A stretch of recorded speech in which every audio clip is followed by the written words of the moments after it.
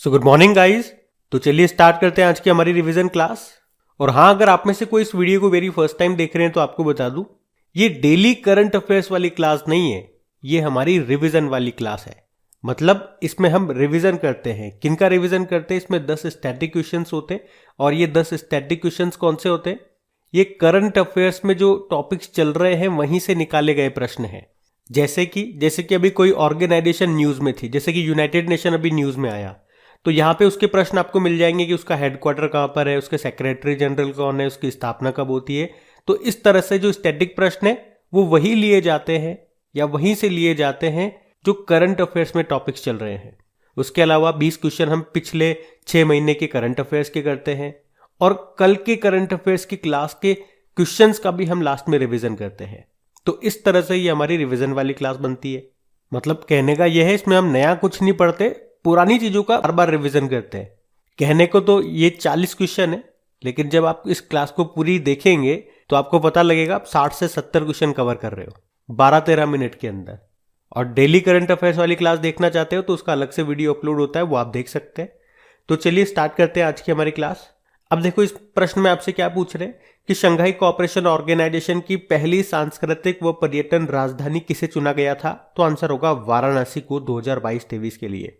और वाराणसी से आपको याद आएगा, सार्वजनिक परिवहन में रोपवे सेवाओं का उपयोग करने वाला भारत का पहला शहर ये वाराणसी है। और शंघाई कोऑपरेशन ऑर्गेनाइजेशन का हेडक्वार्टर आपको मिलेगा बीजिंग, चाइना में, नॉट इन शंघाई। अभी 2022 में एससीओ की बैठक कहां पे हुई? समरकंद, उज्बेकिस्तान में। अगला प्रश्न है, भारतीय T20 क्रिकेट में पहले इंपैक्ट प्लेयर बनकर किसने इतिहास रचा? तो आंसर होगा ऋतिक शौकीन ने। इंपैक्ट प्लेयर मतलब क्या हो गया? जैसे कि आप जानते हो हमारी क्रिकेट टीम में 11 प्लेयर होते हैं। अब मान लो 10 प्लेयर चुन लिए गए, अब एक और प्लेयर चुनना है। अब मान लो मैं एक अच्छा बॉलर हूं, आप एक अच्छे बैट्समैन हो। अब बॉलिंग की टाइम पे तो मुझे चुन लिया गया, अब जब हमारी बैटिंग की बारी आती है तो मुझे रिप्लेस कर दिया गया और आपको ले लिया गया, तो आप बन जाओगे इंपैक्ट प्लेयर। बात समझ में आ गई? और इसी तरह से आपको याद होगा, अभी आईपीएल इतिहास में पहली बार रिटायर्ड आउट होने वाले पहले बल्लेबाज कौन बने थे? रविचंद्रन अश्विन बने थे। अगला है, वडोदरा रेल यूनिवर्सिटी का नाम बदल के क्या कर दिया गया? गति शक्ति यूनिवर्सिटी। आप जानते हो भारत का पहला वन विश्वविद्यालय ये कहां पे बनेगा? तेलंगाना में। और आपको याद है ट्रांसजेंडरों के लिए पहली यूनिवर्सिटी बन रही है कुशीनगर, यूपी में।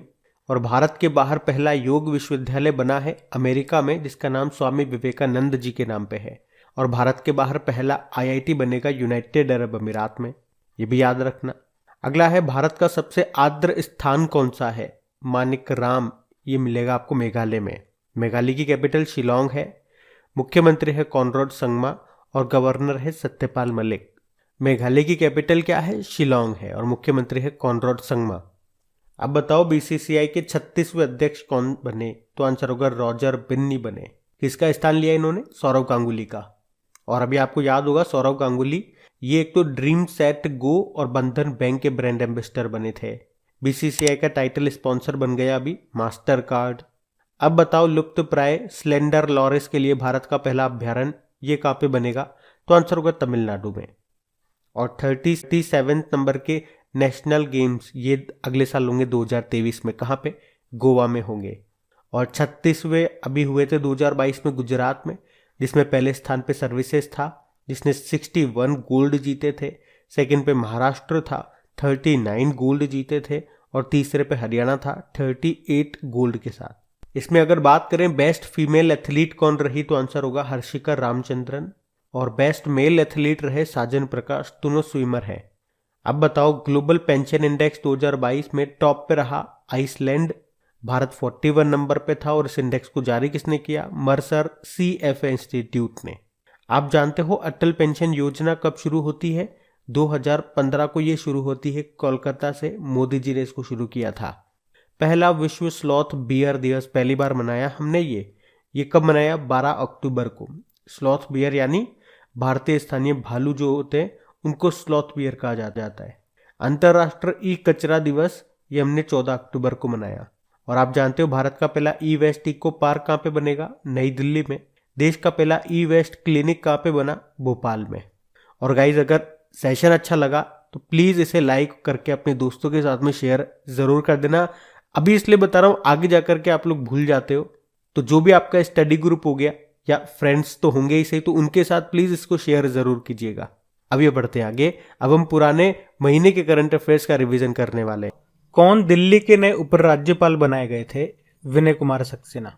और आप जानते हो विनय कुमार त्रिपाठी ये रेलवे बोर्ड के नए चेयरमैन बने थे।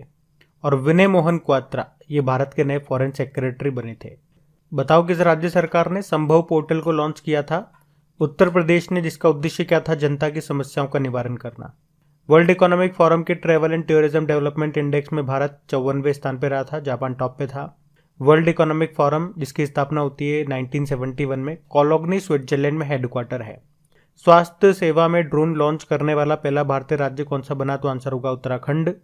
और भारतीय रेलवे ने भारत का पहला स्वदेशी हाइपरलूप विकसित करने के लिए किस आईआईटी के साथ समझौता किया था? आईआईटी मद्रास। कश्मीर विश्वविद्यालय की पहली महिला मंत्री कौन बनी? तो आंसर होगा नीलोफर खान। 12वीं राष्ट्रीय सब जूनियर महिला हॉकी चैंपियनशिप 2022 का खिताब किसने जीता? हरियाणा ने जीता, झारखंड को हरा करके। ये चैंपियनशिप कहाँ पे हुई थी? इम्फाल, मणिपुर में हुई थी। और आप जानते होंगे 12वीं hockey India senior women's national championship जो कि भोपाल मध्य प्रदेश में हुई थी, उसको उड़ीसा ने जीता था, कर्नाटक को हरा करके। एवरेस्ट बेस कैंप फतेह करने वाली सबसे कम उम्र की भारतीय पर्वतारोही कौन बनी? तो आंसर होगा रिद्धम ममानिया। ये महाराष्ट्र की मात्र 10 साल की बच्ची है।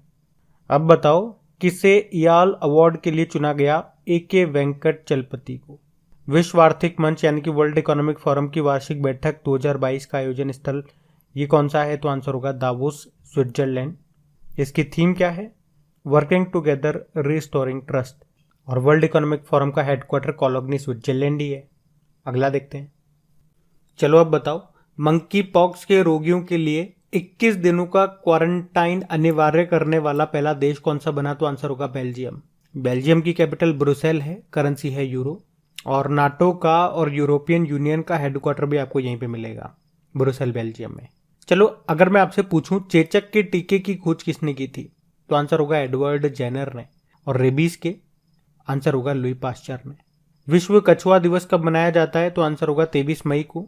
और इसी तरह से एक प्रश्न आपने पढ़ा होगा, किस भारतीय ने कछुआ संरक्षण के लिए बहलर कछुआ संरक्षण पुरस्कार जीता था? तो आंसर होगा शैलेंद्र सिंह ने।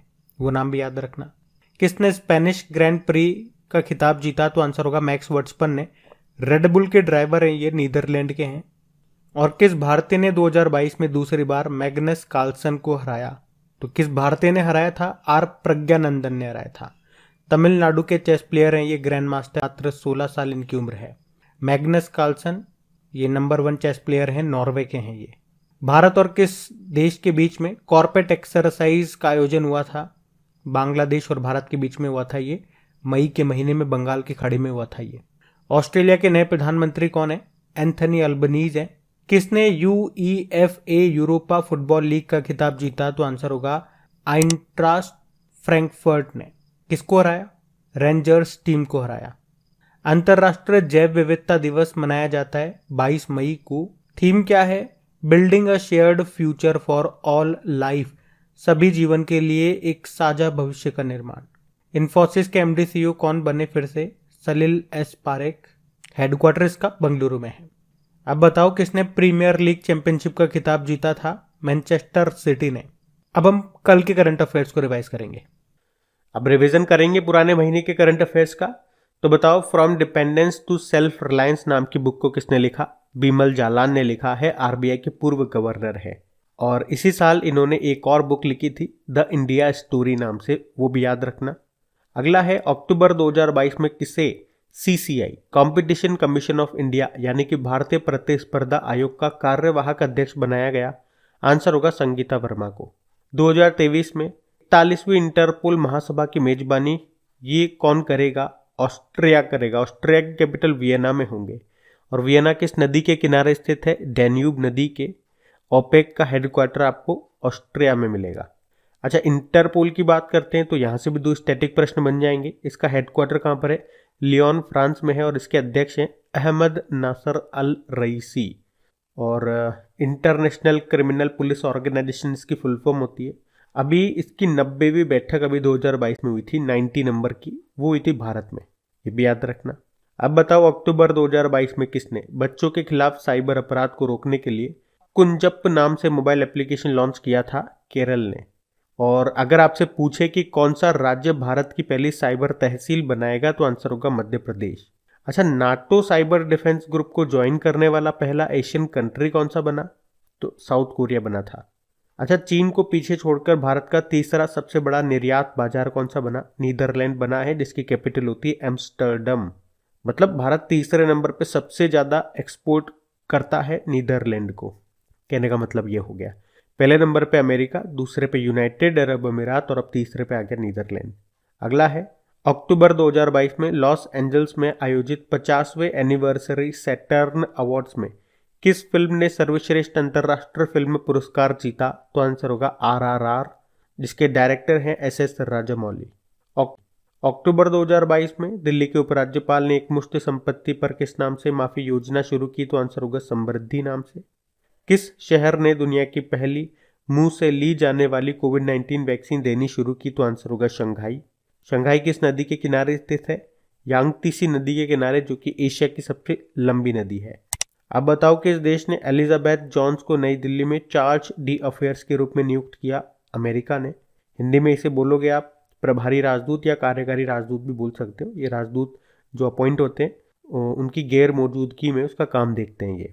अगला है निरस्त्रीकरण सप्ताह 2022 हमने मनाया 24 से लेकर 30 अक्टूबर तक, जिसका उद्देश्य क्या होता है? शांति स्थापित करना। तो ये था आज का आपका रिवीजन वाली क्लास। उम्मीद करूंगा अच्छी लगी होगी। अच्छी लगी तो प्लीज़ एक बार चेक ज़रूर कर लेना।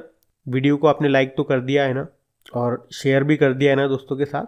साथ में आपकी क्रेक एग्जाम एप्लीकेशन है, वहाँ पे भी आपको डेली 10 क्वेश्चंस अपलोड होते हैं, तो वो आप लगाया कीजिए, ये प्रैक्टिस में लाइए। और अगर आपके एग्जाम में साइंस के प्रश्न आते हैं तो जनरल साइंस के मोस्ट इंपॉर्टेंट प्रश्न डेली अपडेट होते हैं क्विज के रूप में, और वो वही प्रश्न है जो आपके किसी न किसी एग्जाम में पूछे गए हैं। एग्जाम वाले प्रश्न है वो सारे, हिंदी और इंग्लिश दोनों में आपको मिलेंगे। तो उनकी प्रैक्टिस आप करते रहो। प्रैक्टिस करते रहोगे तो ये माइंड में रहेंगी चीज़ें। बस आज के लिए काफ़ी है। Thank you.